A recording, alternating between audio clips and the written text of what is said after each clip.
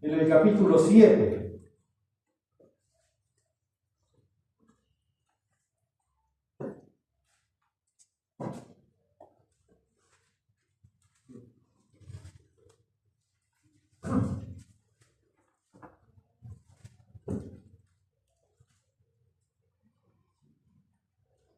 Capítulo 7, vamos a estar leyendo versículo 14, que es un versículo muy conocido en este libro, por lo realista y lo práctico que es Salomón al escribir lo que está escribiendo aquí. Dice la palabra de Dios. Recuerden, hermanos, la palabra de Dios. No hay nada más importante que eso. ¿Se acuerdan lo que Pablo le escribe a Timoteo en su segunda carta, capítulo 3, versículo 16? Toda la escritura es inspirada por Dios y es útil para enseñar, para corregir, para convencer, para instruir en justicia. Instruir en justicia, a fin de que el hombre de Dios esté enteramente preparado, capacitado para toda buena obra.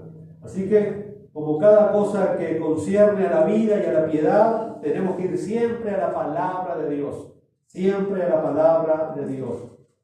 Dice el versículo 14, en el día del bien, goza del bien, y en el día de la adversidad, considera. Dios hizo tanto lo uno como lo otro, a fin de que el hombre nada halle después de él. La adversidad. ¿Sabe que es imposible concebir la existencia de la vida humana sin la adversidad? Es como querer concebir el cuerpo del ser humano sin un brazo, sin una pierna, sin un órgano vital. No se puede, dejaría de ser el cuerpo del ser humano. Así que tampoco podemos concebir la vida sin las adversidades. Adversidades de muchas índoles. Puede ser adversidad física, puede ser adversidad espiritual, puede ser adversidad emocional, sentimental, financiera, emocional, lo que fuere. Lo cierto es, hermanos, que el hombre y la mujer, después de la caída, inmediatamente comenzaron a experimentar en carne propia la adversidad. Y desde ese momento, desde que el hombre desobedece a Dios allá en el huerto del Edén y recibe las consecuencias de su rebelión y de su desobediencia, son echados de la presencia del Señor, son echados del jardín del Edén, lo primero que comienzan a experimentar fue la adversidad. Y nosotros tenemos que estar preparados contra la adversidad. ¿Cómo afrontar la adversidad? Porque estoy seguro que el 100% de todos nosotros aquí estamos enfrentando, estamos viviendo un tiempo de adversidad. ¿Y qué es la adversidad? Justamente eso, es un tiempo indefinido en el cual vienen diferentes problemas, diferentes situaciones que nos angustian, que nos entristecen, que nos enojan, que nos abaten, que nos dificultan la vida diaria. Es un periodo de tiempo en el cual tenemos que estar preparados y tenemos que luchar, porque ese periodo de tiempo va a demandar mucho esfuerzo en nuestra vida. No es fácil la adversidad, pero hay que pararse frente a la adversidad. Y por eso vamos a estar hablando en esta tarde acerca de eso, porque si hay algo que vamos a tener que seguir enfrentando y viviendo, que las estamos viviendo, es la adversidad. Ahora Salomón aquí dice algo que es tremendo. Dice que en el día del bien, goza del bien. Si no tienes adversidad de algún tipo, cosa que dudo, entonces goza de este tiempo, porque ha venido de la mano del Señor. Poder disfrutar de ese tiempo, como dice ahí, de bien. Ese tiempo de situaciones donde realmente nos alegran la vida. Pero también Salomón dice, en el día de la adversidad considera, medita, piensa cuando estés viviendo una situación así. Dice, Dios hizo tanto lo uno como lo otro, tanto el bien y la adversidad. Y ese es el punto que yo me quiero enfocar en esta tarde. Si la adversidad también está en la soberanía de Dios, si la adversidad también viene de la mano de Dios, ¿qué hace Dios con la adversidad? Porque yo sé que Dios es justo, yo sé que Dios es santo, yo sé que Dios es amor, yo sé que Dios jamás querrá hacernos mal, pero sin embargo la adversidad está en las manos de Dios y Dios también dispone de ese tiempo de adversidad en la vida de sus hijos. Porque la adversidad es como el cincel en las manos de un escultor. Y Dios nos está esculpiendo a imagen y semejanza de su Hijo Jesucristo. Esa es la obra cumbre de nuestro Dios. Que en cada uno de nosotros se vaya formando la imagen de su Hijo Jesucristo. Y para eso entonces el Señor saca el cincel de la adversidad y nos empieza a labrar. ¿Qué hace Dios con la adversidad? Porque Salomón nos dice tanto el bien como la adversidad vienen de parte de Dios. Y eso no solamente lo dice Salomón, lo dice desde toda la Biblia. Si vamos ahí un poquito más adelante al libro del profeta Isaías, miren lo que Isaías declara en el famoso capítulo 45, donde está dando una profecía. Isaías está dando una profecía, está profetizando que Dios va a levantar al rey Ciro de Persia. Isaías está profetizando 150 años antes de que el rey Ciro de Persia existiera. Pero como Dios es Dios y Dios ordena el final desde el principio, Él está dando una profecía que va a levantar al rey Ciro de Persia. Le llama Ciro mi ungido, Ciro mi pastor. Va a usar a Ciro de Persia con el fin de derrocar a uno de los grandes imperios, que era el imperio babilónico, en el cual se habían llevado cautivo a los israelitas. Pero Dios también les promete que así como iban a ir cautivos por 70 años, Dios iba a levantar al rey Ciro de Persia, que iba a derrocar el imperio de los caldeos, de los babilonios. Y lo iba a usar ¿para qué? Para que él le favoreciera y que su pueblo pudiera volver otra vez a reedificar el muro, el templo y bueno, toda su ciudad en Jerusalén. Y eso lo vemos más adelante en la historia de Israel. Lo cierto acá entonces es que Isaías está profetizando acerca del rey Ciro de Persia. Y miren lo que dice ahí en el capítulo 45, versículos 5 al 7. Yo soy Jehová, y ninguno más hay. No hay Dios fuera de mí. Yo te seguiré, aunque tú no me conociste. Recuerden que esta profecía va para el rey Ciro de Persia, que era un pagano. Era un pagano. Por eso el Señor le dice, yo te ceñiré, aunque tú no me conociste, para que sepa desde el nacimiento del sol y hasta donde se pone que no hay más que yo. Yo, Jehová, y ninguno más que yo, que formo la luz y que creo las tinieblas, que hago la paz y creo la adversidad. ¿Qué dijo Salomón? Que crean bien y crean la adversidad. Tanto lo uno como lo otro viene de la mano del Señor. Yo, Jehová, soy el que hago todo esto, porque el único Dios es Él, no hay otro Dios. Dios controla tanto lo bueno como lo malo. Dios es absolutamente soberano. No es que a Dios se le van las cosas de las manos. No es que Dios no puede controlar su creación. Es que Dios trabaja tanto en los momentos de bonanza como en los momentos de escasez. En los momentos felices como en los momentos de adversidad. Ahora Santiago, el hermano del Señor que escribe la carta en el Nuevo Testamento, nos da una respuesta que es sorprendente a los problemas, a las aflicciones y a las adversidades de los creyentes. Porque recuerden, si hay algo que vamos a tener que enfrentar en esta vida, son adversidades de todo tipo. Si no es familiar, va a ser espiritual o emocional o sentimental o económica, de todo tipo, adversidades. Sin embargo, Santiago nos dice allí en el capítulo 1, versículo 2 al 4, dice, hermanos míos, tened por sumo gozo cuando se hallen en diversas pruebas, sabiendo que la prueba de vuestra fe produce paciencia. Sabiendo, entonces nosotros tenemos que saber que Dios, a pesar de ese tiempo de adversidad, está haciendo algo bueno, está haciendo algo favorable. La paciencia es una virtud, la paciencia es un fruto del Espíritu de Dios en el creyente. ¿Cómo vamos a adquirir paciencia? ¿Cómo vamos a adquirir paciencia? No es que Dios nos va a tocar con una varita mágica. Es a través de las diferentes pruebas que nos pone la vida, que el Señor mismo pone esas adversidades. Dice, sabiendo que la prueba de vuestra fe produce amargura, produce enojo, produce maldiciones. ¿Qué va a producir? Paciencia. Paciencia. ¿Qué es la paciencia? Es una de las grandes virtudes de nuestro Señor Jesucristo. ¿Qué está haciendo Dios? Saca el cincel y va a cumplir paciencia, nuestro carácter. La paciencia. ¿Verdad que somos de mecha corta por naturaleza? No estamos dispuestos a aguantar, a soportar, cualquier cosa me cae mal, todo me molesta, todo lo critico, todo lo blasfemo, todo lo murmuro porque somos completamente impacientes. Así que cuando le pedimos paciencia al Señor no nos va a tocar con una varita mágica, nos va a hacer pasar por un tiempo de adversidad para que aprendamos a tener paciencia. Por eso Santiago dice, sabiendo, si no sabemos esto, vamos a sufrir mucho más de lo debido. Tenemos que saber la voluntad de Dios.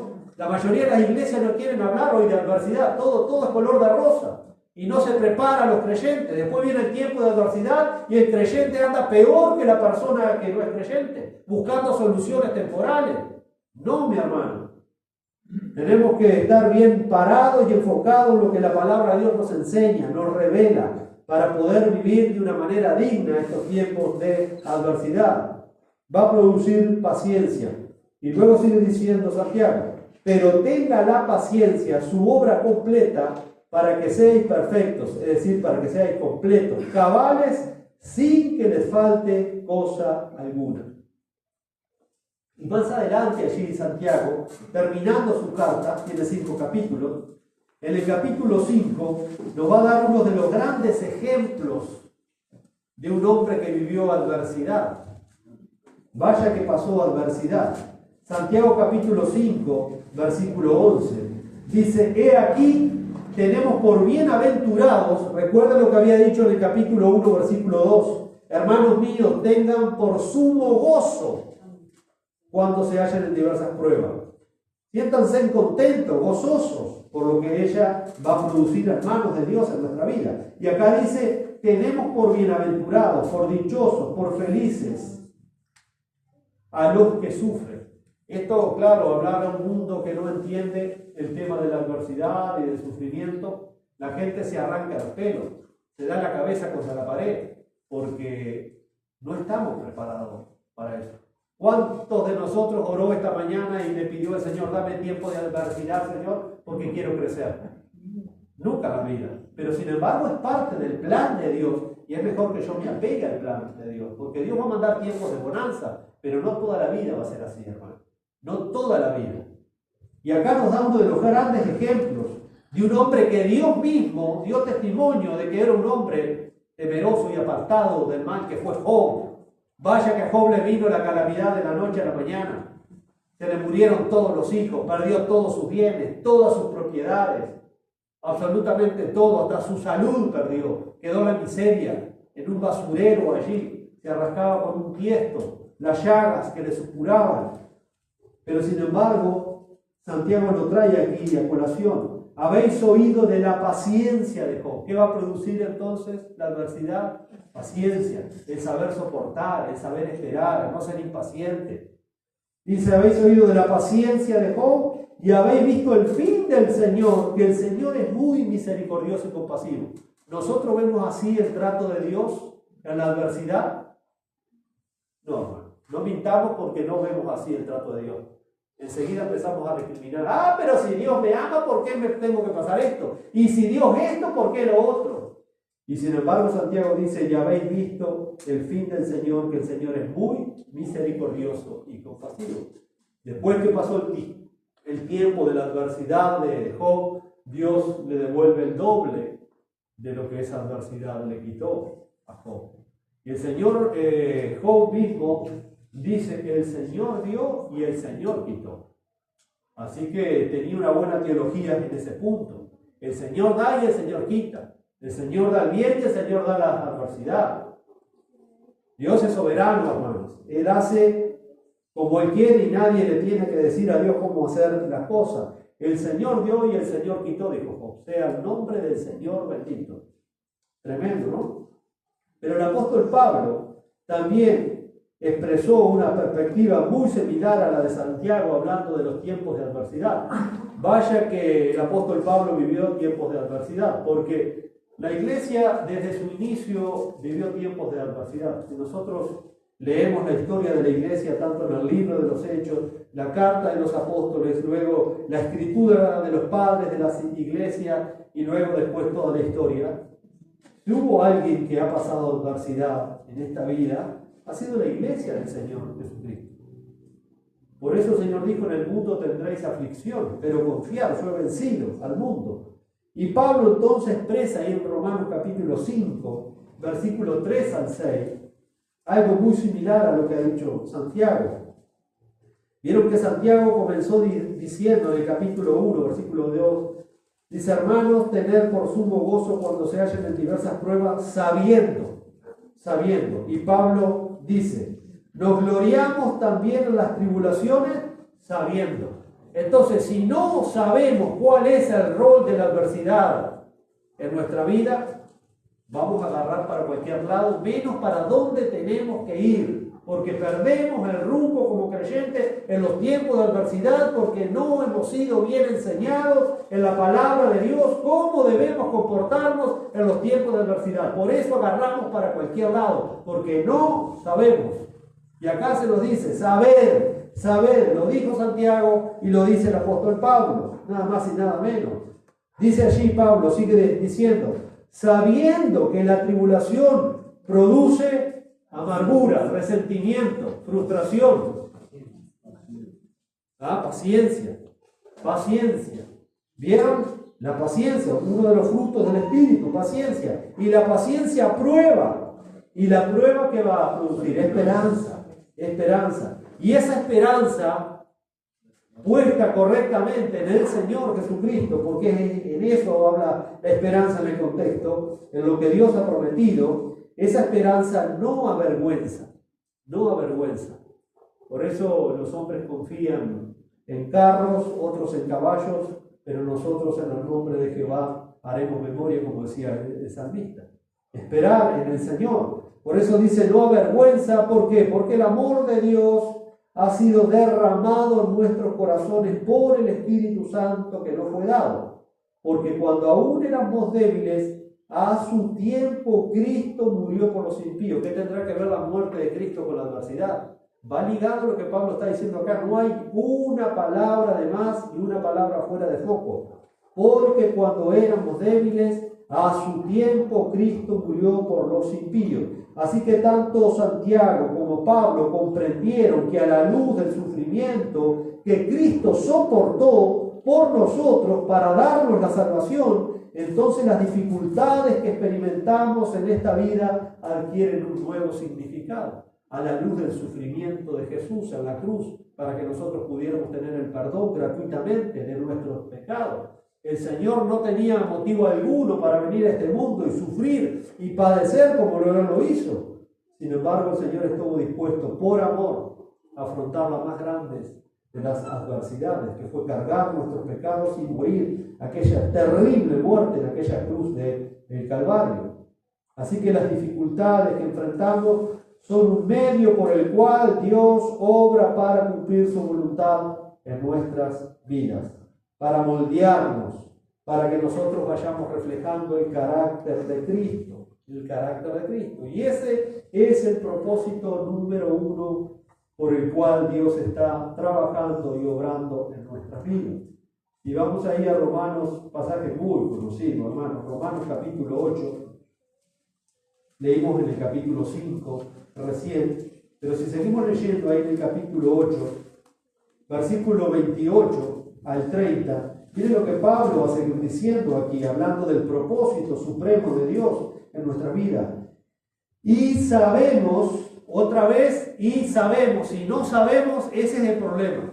Si no sabemos el problema, pero si nosotros sabemos lo correcto, entonces no hay problema. Y sabemos que a los que aman a Dios, todas las cosas les ayudan a bien. ¿Cómo me puede esto ayudar a bien, Señor? No lo entiendo, ¿no? A veces no entendemos los designios de Dios. La mente de Dios es infinitamente superior a la nuestra. No entendemos lo que Dios hace. Lo que yo sí entiendo es que Dios es soberano, que Dios está en control de la situación, de mi vida, que Dios me ama y todo lo que Dios permite es para bien, nunca es para mal. No entienda o no, me guste o no, Dios está obrando en mi favor. ¿Cuál es ese propósito? Bueno, Pablo lo va a decir acá. Sabemos que a los que aman a Dios, todas las cosas ayudan a bien. Esto es a los que conforme a su propósito son llamados, porque a los que antes conoció también los predestinó para que fuesen hechos conforme a la imagen de su Hijo. Para que fuesen hechos conforme a la imagen de su Hijo. Ese es el plan maravilloso de Dios para tu vida, tanto que se escucha por ahí esa frase tan sacada del lugar, ¿verdad?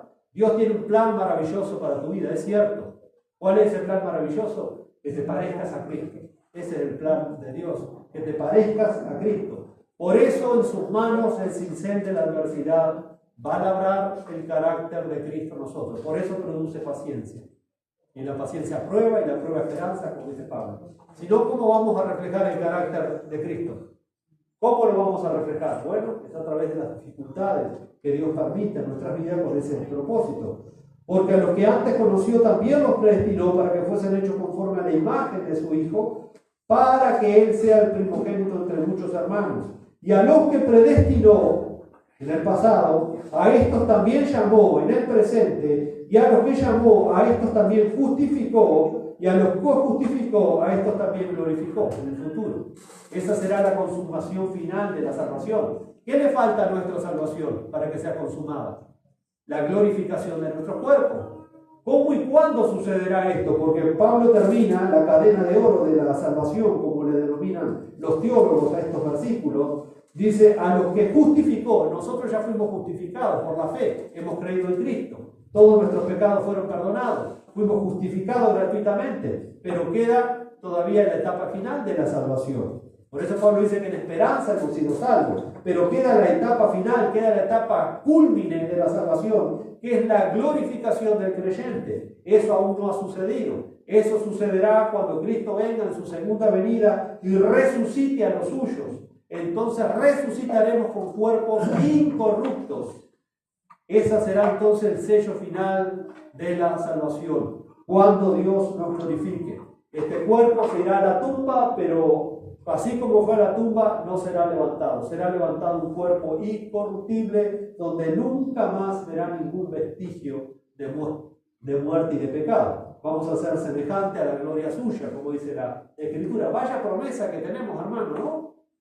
Vaya promesa. Entonces ya nos predestinó en el pasado, nos conoció, nos llamó, nos justificó, pero ahora vamos camino a la glorificación. Un día, hermanos, sonará la voz del Señor con voz de mando, con voz de arcángel y con trompeta de Dios, y el Señor mismo descenderá de los cielos. Y los que murieron en Cristo resucitarán primero, y luego aquellos que estemos con vida, entonces seremos transformados, y entre el Señor nos tome, seremos transformados. ¡Qué promesa esa tremenda! Pero lo cierto es aquí entonces que Pablo tiene la certeza de todo lo que pasa, todo lo que te está pasando, mi hermano, todo lo que te pasó, te está pasando y te va a pasar en el futuro, de alguna manera te está ayudando a bien porque Dios te ama. Si realmente amamos a Dios, entonces todas las cosas nos ayudan a bien. Pero él venía diciendo en el contexto, miren ahí el versículo 18 del capítulo 8, otra vez miremos la certeza de Pablo en cuanto a los designios de Dios. Verso 18. Pues tengo por cierto que las aflicciones del tiempo presente no son comparables con la gloria venidera que en nosotros ha de manifestarse. Lo que pasamos aquí abajo, dice Pablo, por muy duro y difícil que sea, no se compara con la gloria venidera que en nosotros se va a manifestar. Y estas son las promesas que nosotros nos hacen seguir adelante, y si nos caemos nos levantamos y seguir para adelante. Porque no vamos a encontrar en ninguna otra parte del mundo esto. No hay nadie que nos ofrezca otra cosa como lo hace el Señor Jesucristo. No hay otra solución. Por más que el hombre quiera buscar otra cosa, otro paliativo, anda creando utopías, que se va a ir a Marte y va a poblar Marte, y si no es Marte es Júpiter. Mentira todo eso. Mentira. Separados de mí, que con el Señor nada pueden hacer. Yo soy el camino, la verdad y la vida. Nadie viene al Padre si no es por mí. Y los que desechan a Cristo y su palabra, entonces morirán y serán un juicio eterno. Hebreos 9:27. Ya está decretado de parte de Dios que el hombre muera una sola vez. No existe la reencarnación, no existe el purgatorio. Esos son inventos del diablo y las religiones paganas para distraer al hombre con tal que el hombre le dé la espalda a Dios, se muera hoy y mañana esté ardiendo en el infierno de fuego, esté condenado. Por eso la Biblia advierte, si hoy escucha la voz de Dios, hoy es el día de salvación. Hoy la puerta está abierta para cualquiera que quiera entrar poniendo su esperanza, su confianza en Cristo y pidiendo perdón por sus pecados. No hay otra puerta de salvación, no hay otra esperanza. Y los años se van muy rápido, la vida se va muy rápido, hay que arreglar las cuentas con el Señor cuanto antes. Por eso Pablo dice, no son comparables las tribulaciones momentáneas del presente con la gloria venidera que a nosotros se ha de manifestar.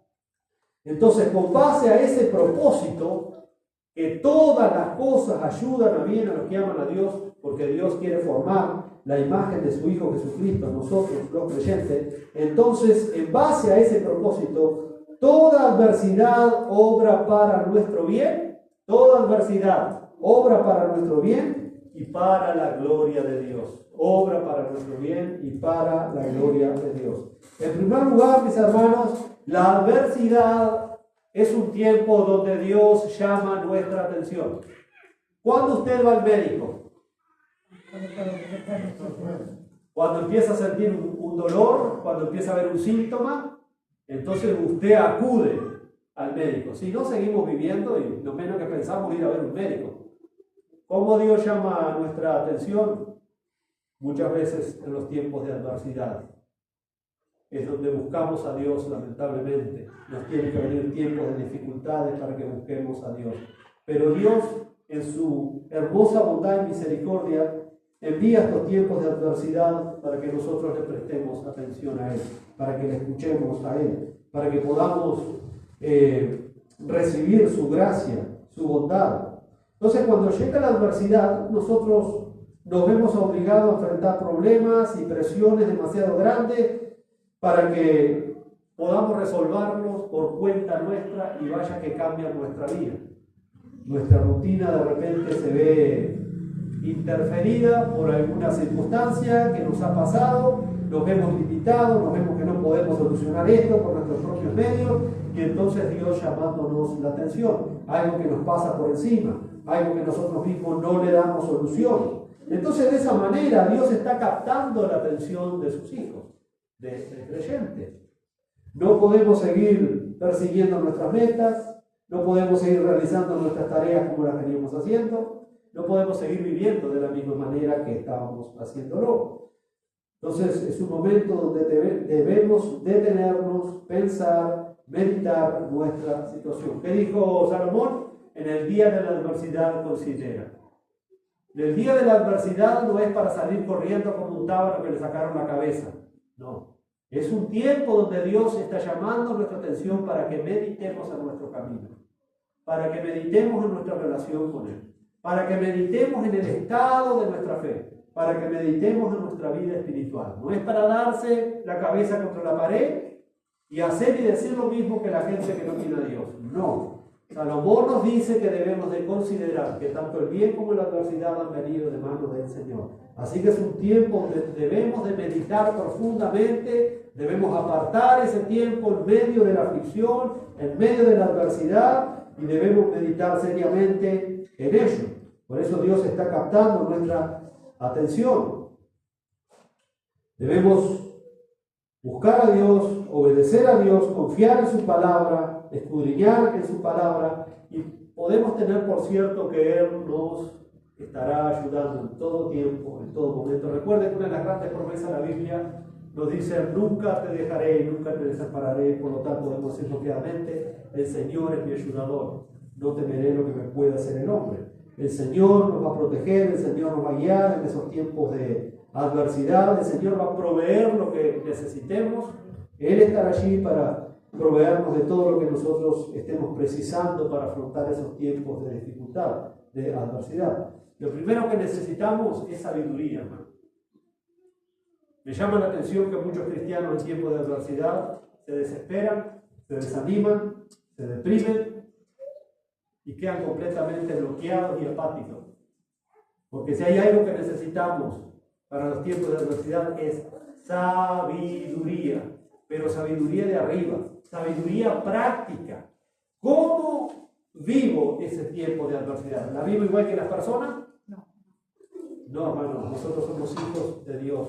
Tenemos un Padre celestial que está cuidando las 24 horas de nosotros, que nos ha brindado todas las riquezas de su gracia para sus hijos, para su iglesia. Entonces, hermanos, si está viviendo un tiempo de adversidad, no salga a buscar soluciones mágicas y paliativas. Pida sabiduría a Dios. Por eso Santiago dice, Santiago 1:5, y si a alguno le falta la sabiduría, ¿qué tiene que hacer? Pedirla. Pedirla. ¿A quién la va a pedir? A Dios. Y Dios le va a dar, porque Dios da a todos abundantemente, dice Santiago, y sin reproche alguno. Entonces, Señor, dame sabiduría para afrontar este tiempo. Este tiempo de adversidad necesito sabiduría, Señor. Y es algo que muchas veces carecemos en tiempos de dificultad. Y una sabiduría práctica. ¿Cómo enfrentamos ese tiempo? Necesitamos esa sabiduría práctica. Y el escritor a los Hebreos, ahí en el capítulo 4, versículo 16, también dice algo muy similar, que debemos ir confiadamente al trono de la gracia.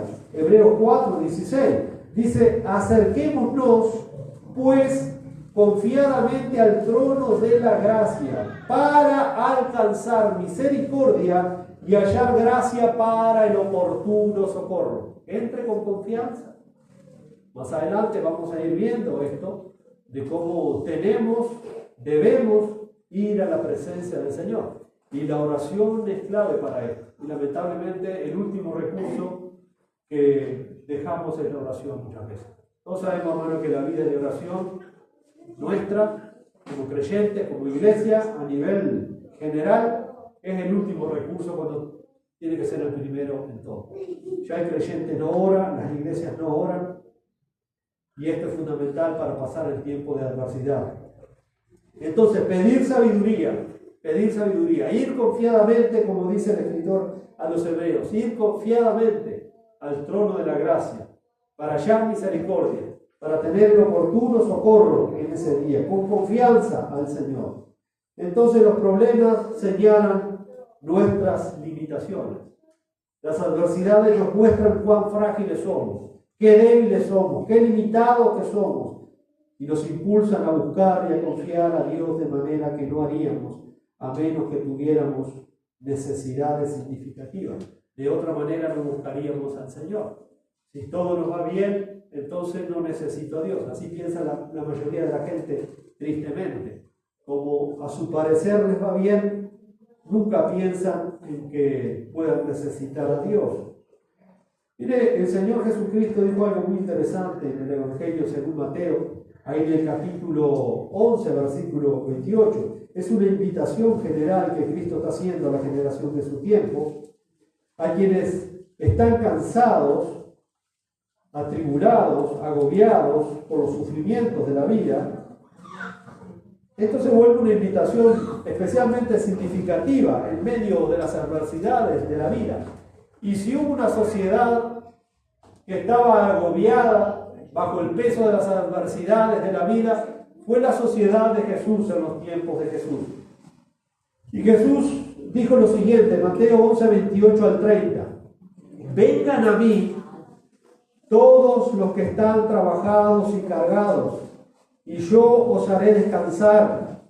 Llevad mi yugo sobre vosotros y aprended de mí, que soy manso y humilde de corazón, y hallaréis reposo o descanso para vuestras almas. Ahora, hermanos, estas palabras de Jesús las tenemos que poner en su contexto.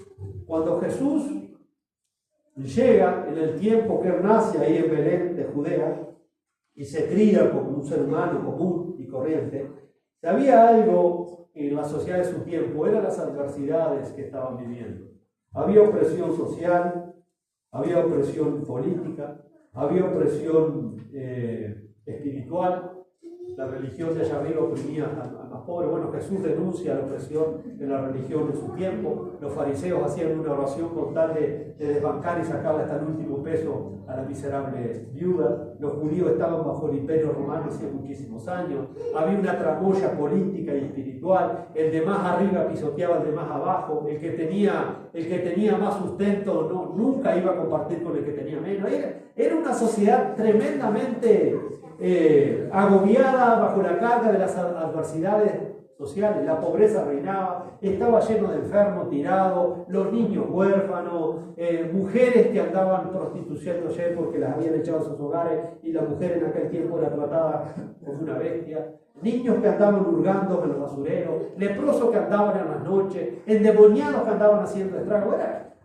Y ahora viene un hombre y se para y dice: vengan a mí todos los que estén cansados y trabajados. O la gente pensó: o este hombre está verdaderamente loco, o realmente es el enviado de Dios para que pueda hacer esta declaración tan grande. Porque la gente vivía bajo una opresión terrible, bajo adversidades de la vida. Y si había algo, hermano, en la sociedad de Jesús, era que nadie quería hacerse cargo del problema del otro. Nadie quería hacerse cargo del problema del otro. Por eso me imagino a Jesús como lo habrán mirado: vengan a mí, todos los que estén, todos, sí, todos, los endemoniados, la prostituta, los ladrones, los pecadores, todos vengan a mí.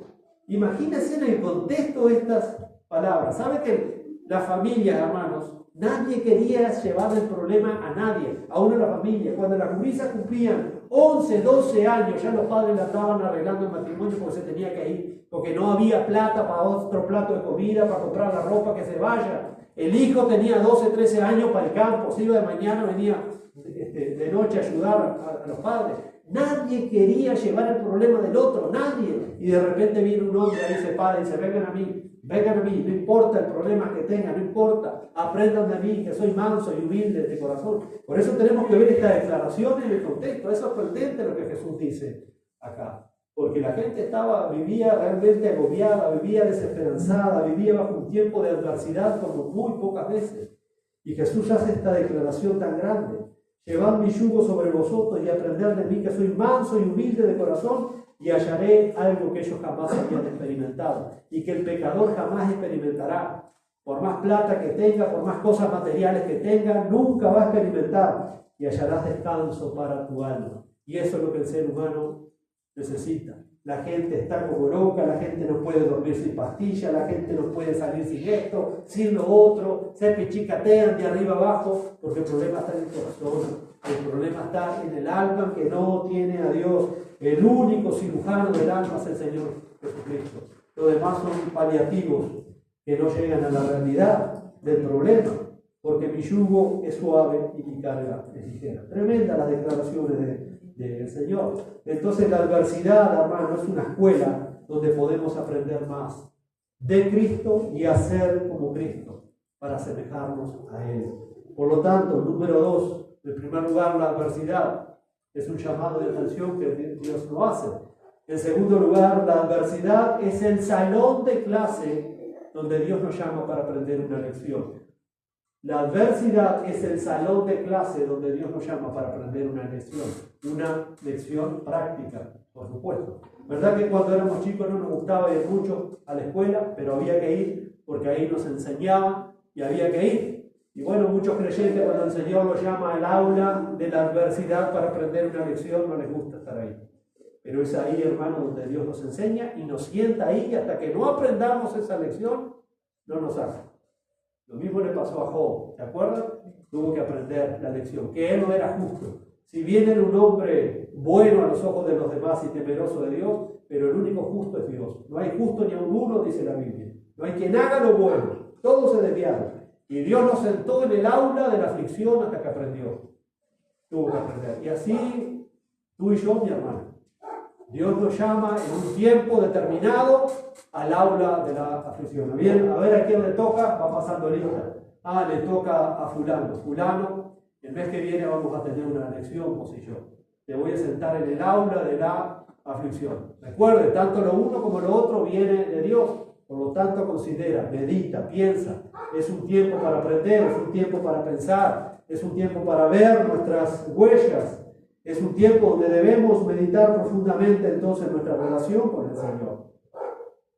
Al acercarnos a Dios por nuestras necesidades, nuestra oración interior cuando estamos en el aula de clase debe reflejar las palabras del salmista, que muchas veces el salmista fue llamado al aula de clase de la adversidad. Y él dijo allí en el Salmo 25, versículos 1 y 2. A ti, oh Señor, elevo mi alma. Dios mío, en ti confío. No sea yo avergonzado. No se alegren de mí mis enemigos. Ahora es interesante, hermanos, los salmos. Estamos diciendo que la adversidad es un tiempo donde tenemos que estar en el salón, en el aula, con el Señor, donde Dios nos está enseñando. Si vamos al Salmo 141, Salmo 142 y Salmo 143, los tres son salmos de David. Y los tres salmos están escritos en tiempos de adversidad por David. Entonces David tiene mucho que enseñarnos porque él estuvo sentado en esa aula muchas veces y mucho antes que nosotros. Pero miren cómo comienzan esos salmos allí. Salmo 141. Vamos a leer versículo 1 al 4 de ese salmo. Dice: Jehová, a ti he clamado. El clamor es una oración en voz alta. Muchas veces nosotros oramos por el pensamiento, oramos en silencio, pero el clamor es una oración que se hace con voz alta, que se escucha. Apresúrate a mí, escucha mi voz cuando te invocare. Suba mi oración delante de ti como el incienso, el don de mis manos como la ofrenda de la tarde. Pon guarda a mi boca, oh Jehová, guarda la puerta de mis labios. No dejes que se incline mi corazón a cosa mala, a hacer obras impías con los que hacen iniquidad, y no coma yo de sus deleites. ¿Vieron cómo él está pidiendo a Dios encarecidamente que en ese tiempo de aflicción él no vaya a decir o no vaya a hacer algo que esté en contra de la voluntad del Señor? Por eso se está encomendando al Señor. Allí en el Salmo 142, versículo 1 al 3, otra vez, Salmo de David. Vieron que arriba dice, el subtítulo de ese Salmo, petición de ayuda en medio de la prueba, de la aflicción, de la calamidad, de la adversidad. Dice: con mi voz clamaré a Jehová, con mi voz pediré a Jehová misericordia. Delante de él expondré mi queja, delante de él manifestaré mi angustia. Cuando mi espíritu se angustiaba dentro de mí, tú conociste mis sendas. Y en el Salmo 143, arriba, ¿qué dice de ese Salmo? Súplica de liberación y de dirección.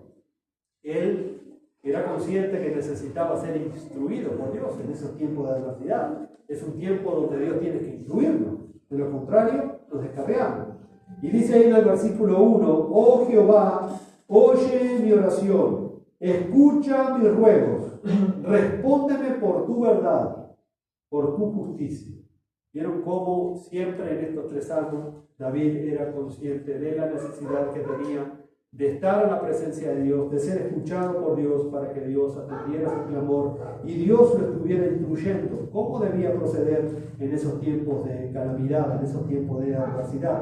Y si vamos un poquito más atrás, ahí al Salmo 119, Salmo 119, ahí del versículo 33 al 48, Salmo 119, versículo 33 al 48, este hombre también quería ser instruido por el Señor. Y vieron que comienza haciendo una petición en el versículo 33. Enséñame, enséñame. Entonces, si nosotros queremos que el Señor nos enseñe, tenemos que ir al aula del Señor. Al aula del Señor. Y vamos a ver ahora cuál es el aula del Señor. Enséñame, oh Jehová, el camino de tus estatutos, y los guardaré hasta el fin. Dame entendimiento y guardaré tu ley, y la cumpliré de todo corazón. Guíame por la senda de tus mandamientos, porque en ellos tengo mi voluntad. Inclina mi corazón a tus testimonios y no a la avaricia. Aparta mis ojos que no vean la vanidad. Avívame en tu camino. Avívame en tu camino. Y luego, hermanos, en el versículo 71 al 73, recuerden que el versículo 33 comienza diciendo: Enséñame. Él quiere que Dios le enseñe. Y miren lo que dice ahí en el versículo 71. Bueno me es haber sido humillado para que aprenda tus estatutos. ¿Qué le había pedido en el versículo 33? Enséñame, oh Jehová, el camino de tus estatutos. ¿Cómo aprendió? Bueno, él reconoce que fue bueno haber sido humillado para que aprenda sus estatutos. Mejor me es la ley de tu boca que millares de oro y plata. Tus mandamientos me hicieron y me formaron. Hazme entender y aprenderé tus mandamientos. Hazme entender. Entonces, cuando queremos hacer la voluntad de Dios, cuando queremos conocer a Dios, cuando queremos agradar a Dios, entonces, hermanos, la adversidad es parte del aprendizaje de vida que Dios tiene para nosotros. No lo tenemos que extrañar, porque es parte de lo que Dios usa para enseñar a los creyentes. Es el aula. En tercer lugar, la adversidad nos recuerda nuestras debilidades. En la adversidad nos damos cuenta cuán débiles somos nosotros para afrontar ciertos problemas, ciertas dificultades. Cuánto necesitamos de Dios, de su gracia, de su misericordia, de su poder.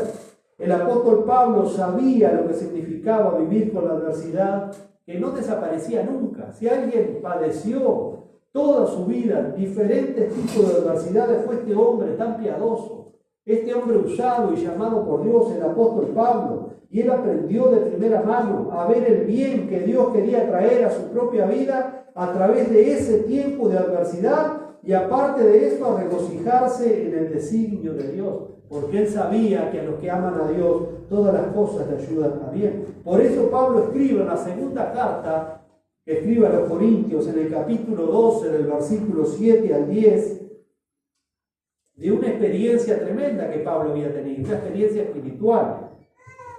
Y él les cuenta, abre su corazón a los corintios, a la congregación ahí en Corinto, y les dice: para que la grandeza de las revelaciones no me saltase desmedidamente, me fue dado un aguijón en mi carne, es decir, en su cuerpo, un mensajero de Satanás que me abofetee. Es decir, esto era algo doloroso para Pablo. Esto era algo que humillaba al apóstol Pablo, algo que le dolía en su propio cuerpo. No sabemos qué era este famoso aguijón que Dios había permitido en la vida del apóstol Pablo. Pero el apóstol Pablo pensaba que eso estaba de más en su vida. Él pensaba que esto lo hacía sufrir, pensaba que era innecesario. Y él empieza a clamar en medio del dolor de este aguijón: Señor, sacame esto. Señor, sacame esto. 3 veces dice que había rogado al Señor para que le quitara ese famoso aguijón de la carne, eso que le humillaba, eso que no le gustaba, eso que a él le parecía que le hacía mal. Y sin embargo, hermano, Pablo tenía que aprender igual que nosotros. Por eso sigue diciendo: respecto a esto, a ese aguijón que me humilla, que me duele, que me molesta, 3 veces he rogado, no orado, ha rogado, ha suplicado realmente al Señor que lo quite de mí, que lo quite de mí. ¿Le contestó el Señor? Sí, le contestó, pero no como él quería, porque para Pablo una oración contestada sería que Dios le hubiera quitado ese aguijón de la noche a la mañana y seguir viviendo más bien. Dios le contesta de una manera completamente diferente a lo que pensaba Pablo. Y a veces Dios nos contesta así, de una manera completamente diferente de lo que nosotros pensamos. 3 veces he rogado al Señor que lo quite de mí. Y Él me ha dicho: bástate mi gracia. Bástate mi gracia. Hermanos, si la gracia de Dios no nos sostiene nada. Si la gracia de Dios no nos satisface nada. Si la gracia de Dios no nos contenta nada. Y ese es el problema de tantos, mis hermanos. Por eso tenemos que aprender a vivir la vida cristiana, como lo tuvo que aprender este gran hombre de Dios a través de la adversidad que estaba sufriendo en su propio cuerpo. Y él me ha dicho, amado Pablo, yo me imagino, porque el Señor no habla con voz de reproche ni recriminándole nada al pobre hombre que estaba sufriendo. Dios conoce nuestro dolor, nuestro sufrimiento. Me imagino la voz tierna del Padre Celestial: bástate mi gracia, querido Pablo, bástate mi gracia, porque mi poder se perfecciona en la debilidad. Si no hay debilidad, si no hay dependencia, entonces nunca vamos a aprender a depender de Dios.